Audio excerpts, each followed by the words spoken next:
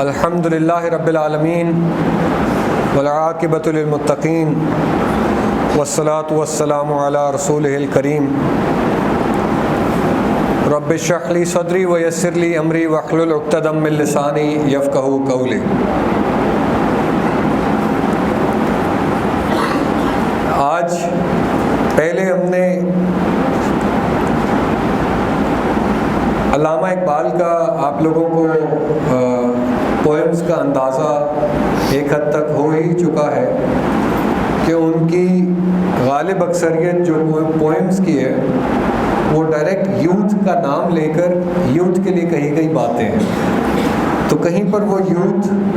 بالکل چھوٹے بچوں سے بات کر رہے ہوتے ہیں، کہیں پر وہ بطور یوتھ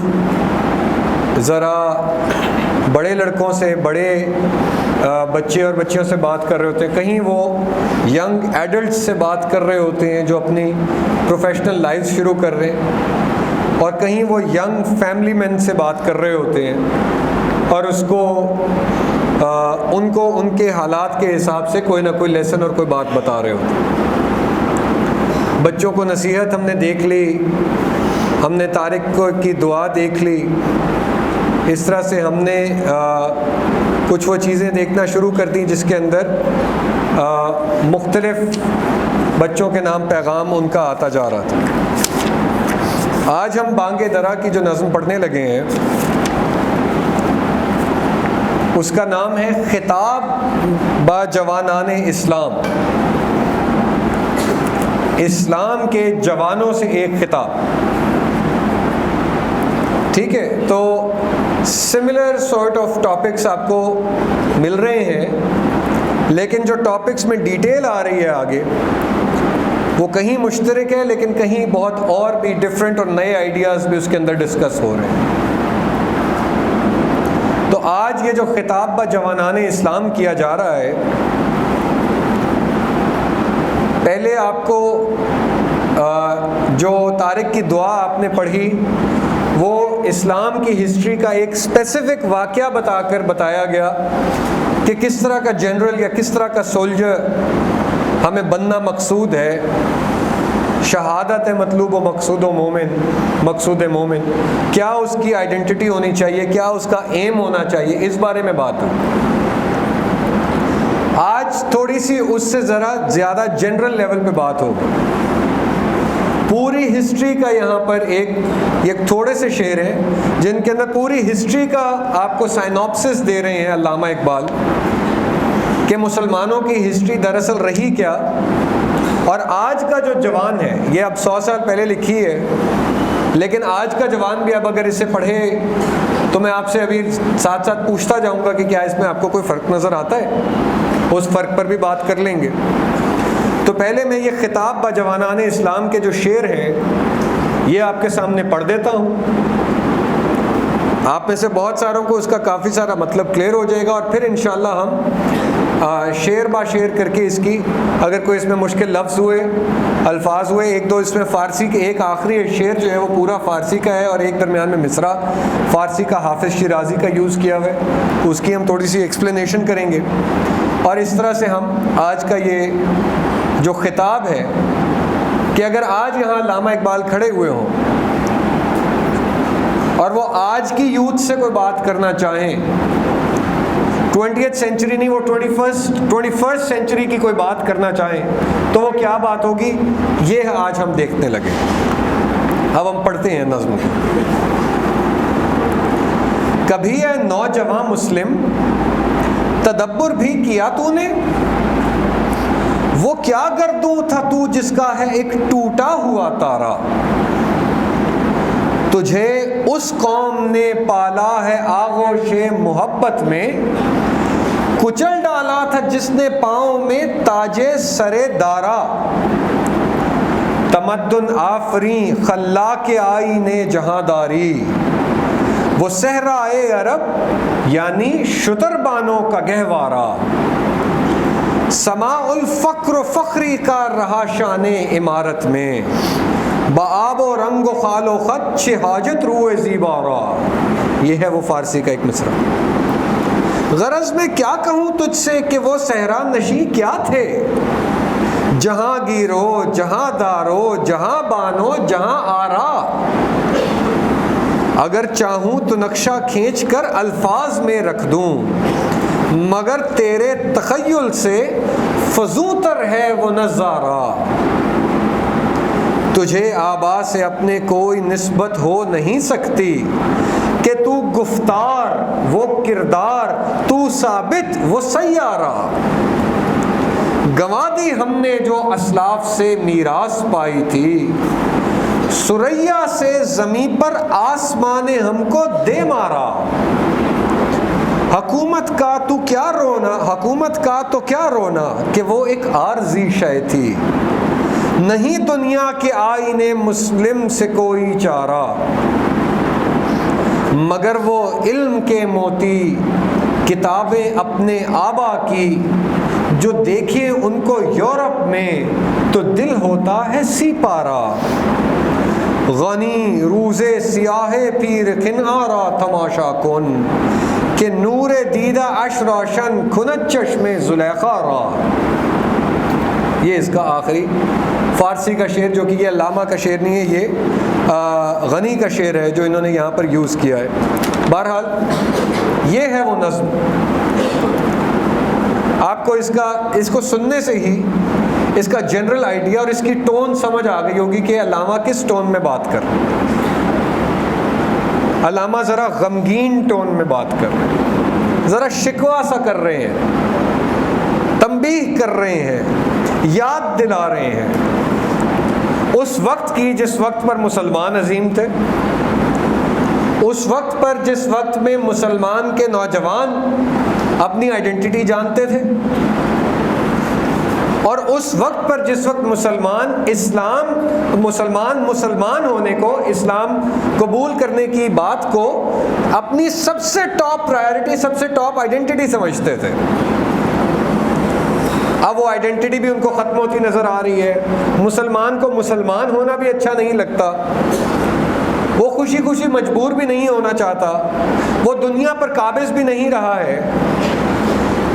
دنیا میں اور سے اور لوگ آ کر، اور سے اور قومیں آ کر قبضہ کرتی جا رہی ہیں۔ ان ساری چیزوں کا وہ جواب،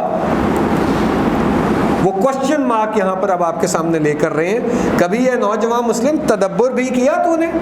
سوچا کبھی تم نے؟ کیا وہ کیا گردوں تھا؟ گردوں کسے کہتے ہیں جی؟ آسمان کو۔ وہ کیا گردوں تھا؟ وہ کون سا آسمان تھا کہ ہے جس کا، کہ تو جس کا ہے ایک ٹوٹا ہوا تارا، کہ جس آسمان سے تم ٹوٹ کر گرے ہوئے ایک تارے ہو، کوئی تمہیں پتا بھی ہے وہ آسمان کتنی شان والا آسمان تھا؟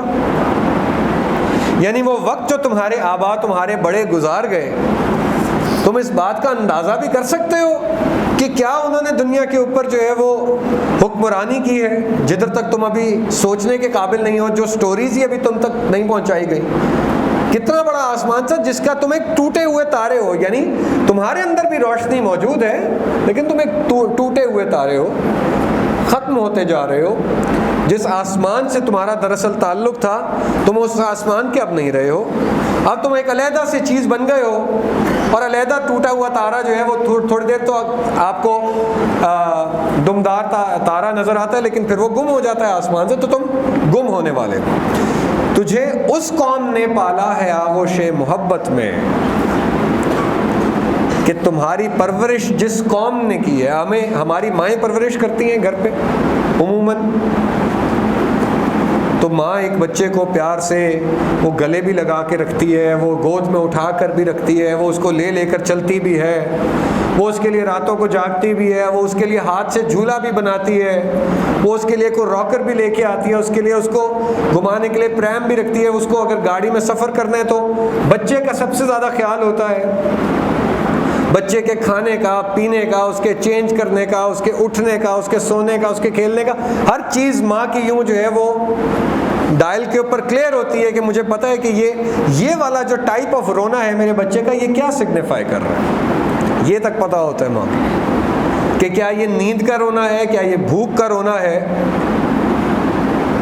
کیا یہ فرسٹریشن کا رونا ہے، کیا یہ کسی میڈیکل اندر سے پرابلم، یہ ایک ماں پہچان جاتی ہے۔ اللہ تعالیٰ کیا فرما رہے ہیں؟ تجھے اے نوجوان، تجھے اس قوم نے پالا ہے آغوش محبت میں کہ تمہیں تم جس قوم کے بچے ہو، جس قوم نے تمہاری پرورش کی ہے، جو قوم یہ جانتی ہے، جس کے لیڈرز یہ جانتے تھے، جس کے آبا یہ جانتے تھے کہ یہ میرے بچوں کا رونا کس بات پر ہے، اس کا علاج کس چیز میں ہوگا، یہ کیوں دنیا میں تنگ آ رہے ہیں، کیوں ان کے ساتھ زیادتی ہو رہی ہے، کیوں یہ آگے نہیں بڑھ پا رہے ہیں، وہ کون لوگ تھے؟ وہ کون سی قوم تھی؟ تجھے اس قوم نے پالا ہے آغوش محبت میں، کچل ڈالا تھا جس نے پاؤں میں تاج سر دارا۔ دارا جو ہے نا جی، وہ اس دنیا کا پرشین جو سلطنت تھی، جس کے اندر اب آج کل ایران اور خراسان کے علاقے آتے ہیں، اس کا بہت بڑا بادشاہ تھا، جو کہ مسلمانوں نے جب اپنا پیغام پھیلانا شروع کیا تو انہوں نے جا کر وہ دارا جو ہے وہ اس کو اٹھا کر مارا، اس کو شکست دے دی، جس طرح ہم نے لاسٹ روڈرک کی بات کی تھی جس کو طارق بن زیاد نے شکست دی تھی۔ اب یہ دارا کو آپ نے شکست دی ہے، تو اس کا جب وہ اس کا جب سر کٹا تو وہ مسلمانوں کے پاؤں میں روندا گیا جنگ کے اندر۔ اس کے سر کا جو تاج تھا، اس کا جو سر کا تاج تھا، وہ جب اترا اس کو ٹھوکریں ماری، یعنی مال غنیمت کی فکر نہیں تھی آپ کو، وہ جو تاج تھا اس کے سر کا، اس کا سر نہیں، اس کا تاج جو تھا سر کا، وہ پاؤں میں روندا گیا۔ یعنی یہ ہے تمہاری قوم کی کوالٹی، یہ ہے وہ محبت، یہ ہے وہ رونا، وہ جو تمہاری ماں سمجھتی ہے کہ تم فائٹر پیدا کیے گئے ہو، تمہیں جسٹس کا جھنڈا بلند کرنے کے لیے پیدا کیا گیا ہے۔ یہ ہے وہ آئیڈینٹی جس سے آپ دور ہو گئے۔ تمدن آفرین خلاق آئینے جہاں داری، تمدن آفرین، تمدن کہتے ہیں کلچر کو، آفرین کہتے ہیں پھیلانے کو، کہ اس دنیا میں جو اچھا کلچر لے کر آئے وہ تھی تمہاری قوم۔ خلاق آئین جہاں داری، آئین کسے کہتے ہیں؟ کانسٹیٹیوشن کو۔ خلاق کہتے ہیں پیدا کرنے والے کو۔ آئین جہاں داری، دنیا چلانے کا جو کانسٹیٹیوشن ہے وہ لوگ تھے تمہارے پیرنٹس، تمہارے آباء و اجداد، جنہوں نے کلچر بھی بہترین کیا، یعنی آرٹ، لٹریچر، آرکیٹیکچر، ٹھیک ہے، پوئمز، یہ دیکھ لیجئے جو اس کا صرف ایک اشارہ ہے کہ یہ ہمارے ایک ہی اگر صرف شخص کی پوئمز پڑھے تو وہ کس قدر خوبصورت ہے۔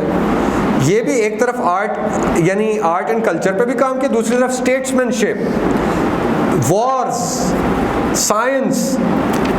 ایک دنیا میں ایک سوسائٹی کو چلانا کیسے، اس کے اوپر بھی کام کیا۔ اور یہ سب لوگ کون تھے؟ تمدن آفرین خلاق آئین جہاں داری، وہ صحرائے عرب، یعنی شتربانوں کا گہوار، وہ عرب کے صحرا نشین بدو جن کو اس سے پہلے کوئی کلچر کا نہیں پتا تھا، جو شتربانوں کا گہوارہ، یعنی اونٹ چرانے والوں کا، اونٹ باندھنے والوں کا، اونٹ کے قافلے لے کے جانے والوں کا گہوارہ تھا، اونٹ والے لوگ تھے یہ، اس سے زیادہ تو ان کو کلچر کا نہیں پتا تھا، اس سے زیادہ تو دنیا میں اپنے آپ کو بڑھانے کا، اپنے آپ کو چلانے کا، ایک بہتر دنیا بنانے کا نہیں پتا تھا۔ وہ اسلام نے آ کر بتایا، وہ ایسا بتایا کہ جا کے انہوں نے دارا کو بھی اٹھا کے مارا۔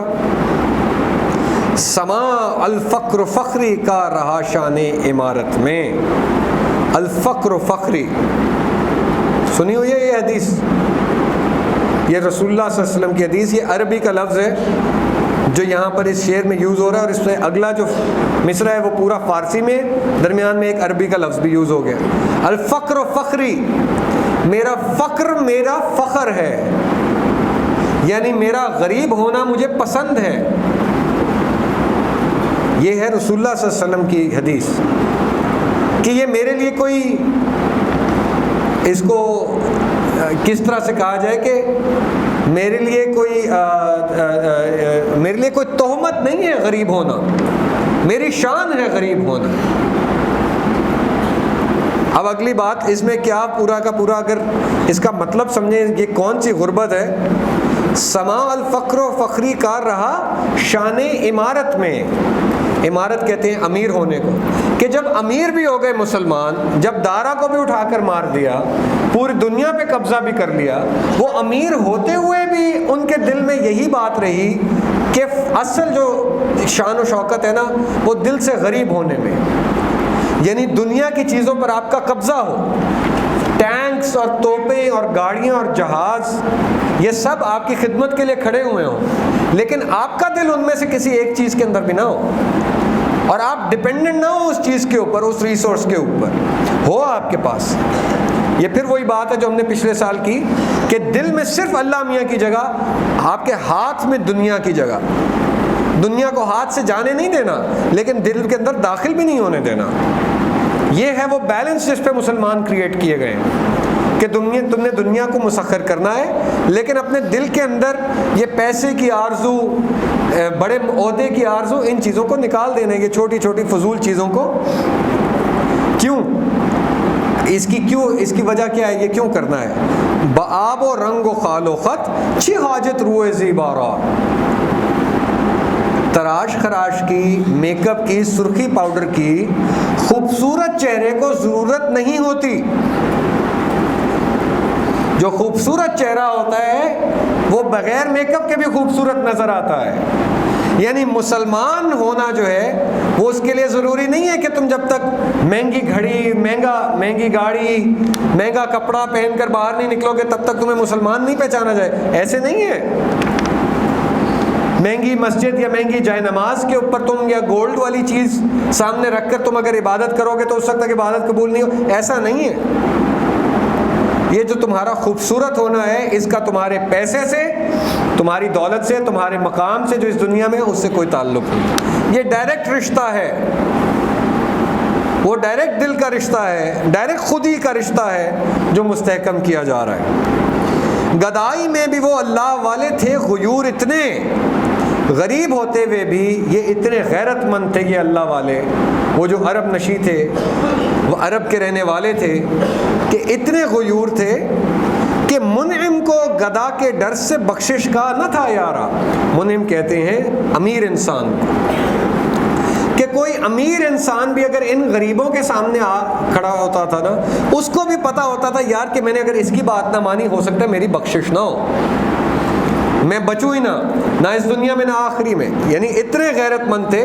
کہ امیر لوگ بھی ان کے آگے آ کے ہاتھ باندھ لیتے تھے، ان سے آ کے فیصلہ پوچھتے تھے، ان کا فیصلہ کرواتے تھے۔